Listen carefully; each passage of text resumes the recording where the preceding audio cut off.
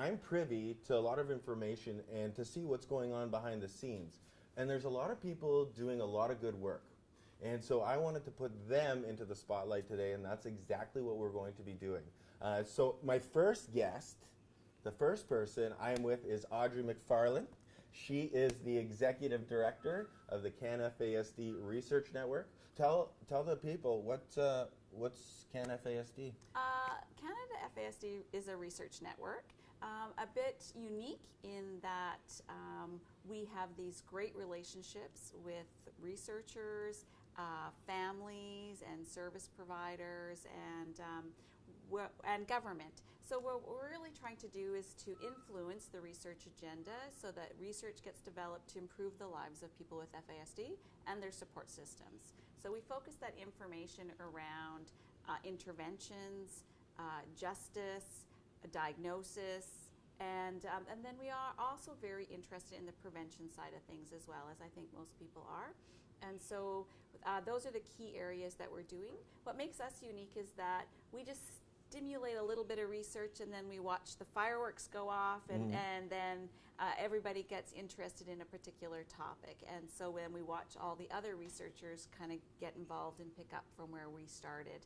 And that's really important because we don't have a lot of money, we don't give out grants and all that kind of stuff like a lot of other research networks, but we're the connectors. We connect everybody together, so that, which is really important. Researchers often don't have those connections with the caregivers and with service providers, and so we can help connect them so that their research is meaningful and that those caregivers and service providers get information back as well, which is also really important. Then we take all that information and we help the researchers develop it into something important, like tools or... So how'd you get involved with FASD? Oh, yeah, like, that's going way back. I know, but because I know before you became the executive director, you ran Lakeland. So, like, but how did you fall into it? Well, I have a sister with Down syndrome, and so I started my early career working with people with disabilities. But I found most people with disabilities really easy to get along with and really easy to work with, and I wasn't really challenged as a person. And so I started to gravitate to those people with the most significant behavioral problems, and the more difficult people were, the more I enjoyed working with them. So I kind of fell into this group of people that could outsmart my behavioral plans, which I was really good at writing, before I could get back to the office. So, and then I started to kind of figure out, okay, these people all had the similar histories of alcohol issues in their families, and so kind of fell into FASD in the early 90s, and then just pursued the information that was available after that. And the more I learned, the more intrigued I got, as most people do. It just kind of captures you, and still really intrigued by everything that goes on in the field. Oh, you kind of need the passion to push through sometimes, right? For sure. Dealing with a lot of red tape, as you do, right? You make sure that everything runs smooth. So I don't want to get into the specifics, but you guys and the CanFASD Research Network wrote last year new guidelines. Yes. For diagnosis in Canada. My question to that is, just real quickly, what brought about the change? Like, what did you see? Why did you write new ones? Right. So before 2005, Canada didn't really have any standards on how to do diagnosis of FASD in Canada. So a great group of 5 people got together and wrote those first guidelines in 2005. There wasn't a lot of research done at that time. We just kind of did what other people were doing and made it fit in a Canadian context.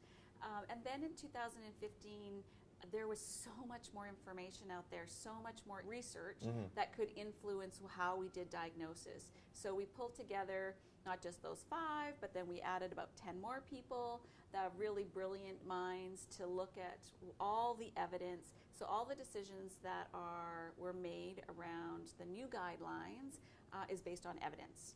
Awesome. So there's been some successes with the new guidelines in terms of having other countries adopt them. That's right. What are some of the countries? Well, I understand that Australia is using them with a few tweaks for their context. New Zealand as well. Right. And I understand that some of the European countries are looking at them as well. So what was the country in France? Isn't there like a little... The Reunion Islands. The Reunion Islands? That's the right. big country of the Reunion Islands? That's right. Now, okay, so you wrote in these new guidelines. Now, what are the challenges? I think getting the information out to all of the diagnostic clinics in Canada, getting them trained in understanding how the new guidelines work, because they are quite a bit different than the original ones.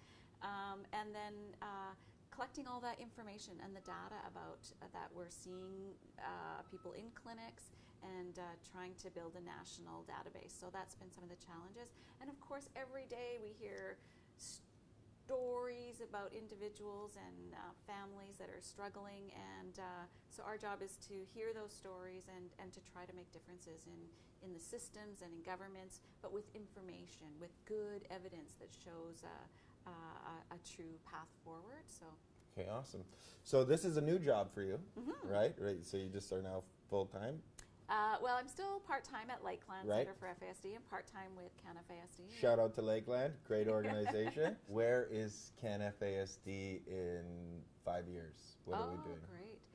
We're working towards being the trusted body for all information about FASD.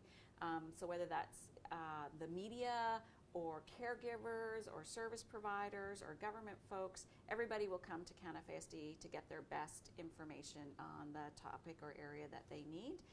So that's really important to us. So we're building that trust, I think, with everyone. And then I think we also now have enough information that we can start to build some tools and some knowledge translation kinds of things. So we're really working hard on building some online training programs for professionals that they'll all get the same basic information and then be able to see it through their lens on how they can change practice. So that's where we really like to awesome. Go. Yeah. I think it's important for all of you guys out there saying, nobody's trained, the doctor doesn't know about it, the lawyers don't know about it, the social workers don't know about it, the justice system doesn't know about it. And that's true, because even from the previous days in the conference, we're learning that there is no education. So there's a judge and they've never been educated on it. There's a doctor it wasn't in law school. I wanted to show you that they're working hard on this, and they're going to prepare the training, and they're going to make sure that everybody gets it. Now, my question for you, just to go back just a little bit. So you have a caregiver.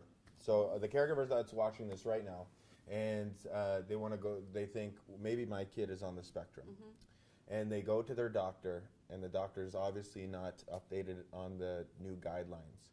How does a caregiver direct a doctor, tell a doctor what to do, and then so. Does that make sense? Yeah, what's sure. the process so a caregiver can confidently go in and say, please read this? Should they have it printed first? Often caregivers are in the position of advocating for their kids, and I know that can be really frustrating sometimes because they have to keep telling their story over and over again to all the different professionals and service providers that they come into contact with just to get basic services for their kids.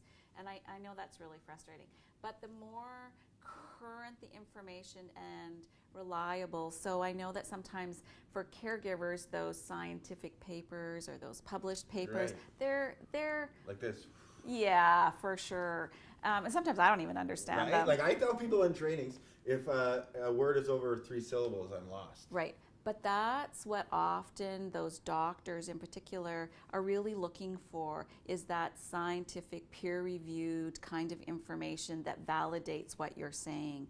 And so, although that sometimes is, difficult for us, but that's what the doctors need. And but other professionals are different as well. So they, if you go to a social worker, they're much more likely to like the same kind of information that family members are using as well. But printouts are very good. Being able to send them to A website is also very good where they can get more information. Okay, awesome.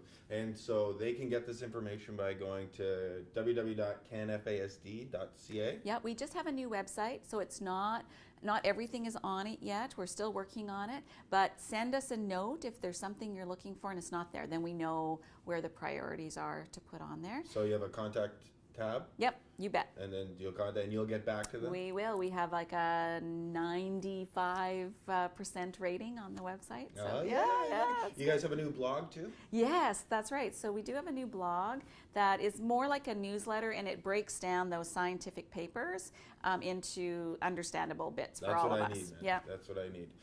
Let's talk about, before I let you go, let's talk about the study that you guys are looking for. In terms of the adults in employment? Yeah. So this is a really interesting study. It came out of Alberta. They're looking at developing an evaluation tool for all programs that are serving adults in employment situations. And so typically what we would do in a research setting is we'd go to those service providers and say, how do you evaluate your program? And we'd build a tool for them. We decided to do something very different this time. We want to interview adults with FASD that have successful or unsuccessful, doesn't matter, employment situations to tell us what makes a good program, what supports do they need, and build the evaluation tool for the programs from them rather than the other way around. So we really, really need to hear from those adults.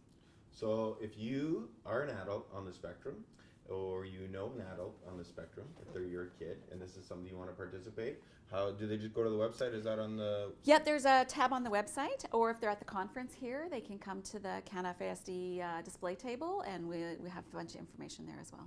Okay, awesome. So, listen, guys, Canada is in good hands with Audrey. Thank you.